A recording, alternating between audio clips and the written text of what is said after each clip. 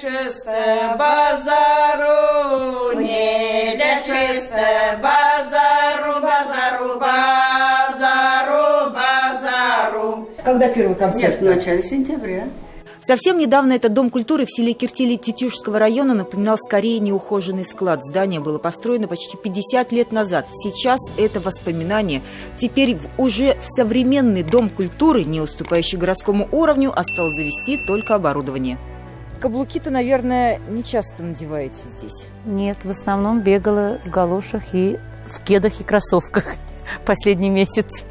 В селе с населением, сравнимым с количеством человек, проживающим в пятиэтажном доме, и дорог-то почти нет. События этой недели почти что революционные.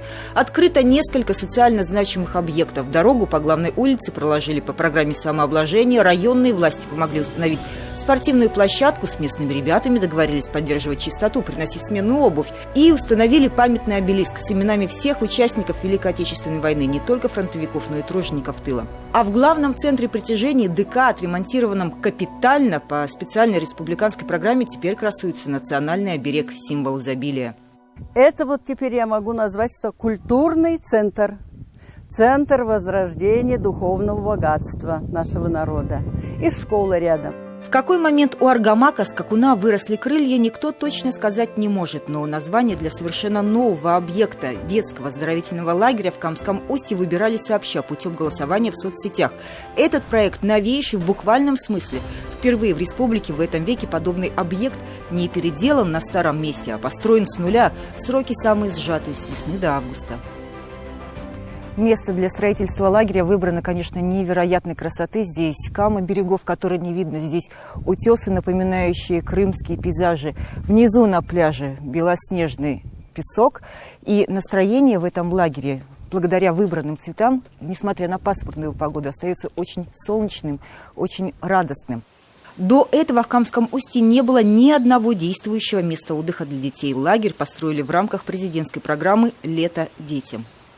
Планируется, что здесь, кроме того, что будут отдыхать творчески одаренные дети, кроме этого, обязательно дети нашего района одну смену будут отдыхать. Дети. Одна смена – это 3 недели, 2? Ну, где-то 20 дней, по-моему, 21 день. Комфортные и безопасные условия для жизни, здоровья и развития детей и молодежи в Татарстане – наш приоритет, подчеркнул президент республики при осмотре объекта. В каждой комнате, рассчитанной на 5 человек, свой санузел с душем, общий холл, специальное место для зарядки телефонов. Проект прошел самое строгое согласование со всеми контролирующими органами по отбору материалов для строительства и по пожарной безопасности. Это самый шикарный, самая красивая база в Республике Татарстан. Вот. Есть одно место, где вид на Волгу.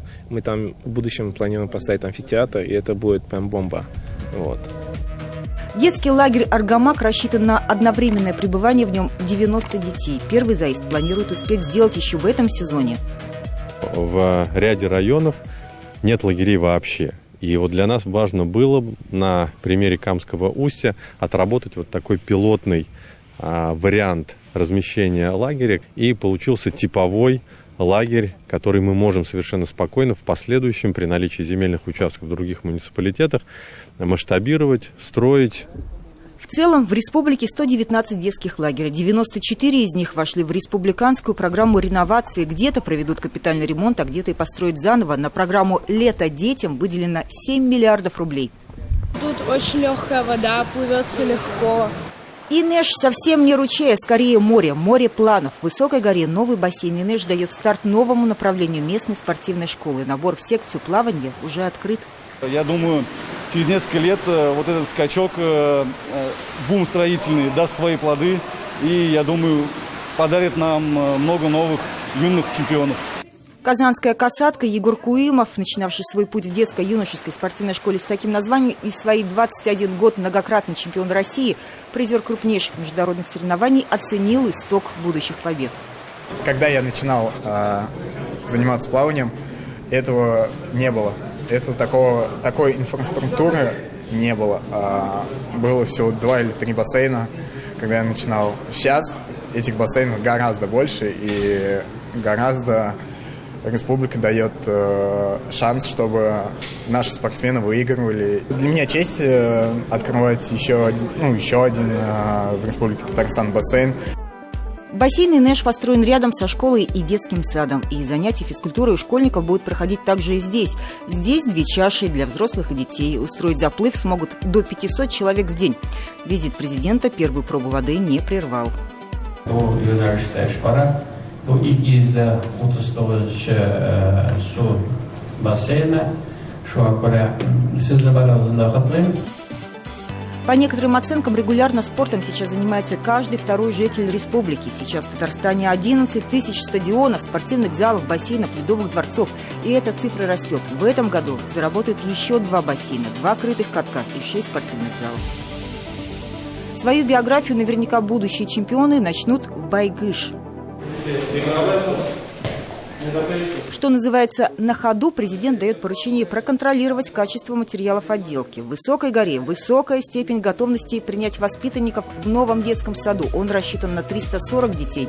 Строительство детского сада планируется завершить до конца месяца. Всего в республиканском плане на этот год строительство 49. Проблему нехватки мест для малышей в ясельных группах в республике планируют решить к 2022 году.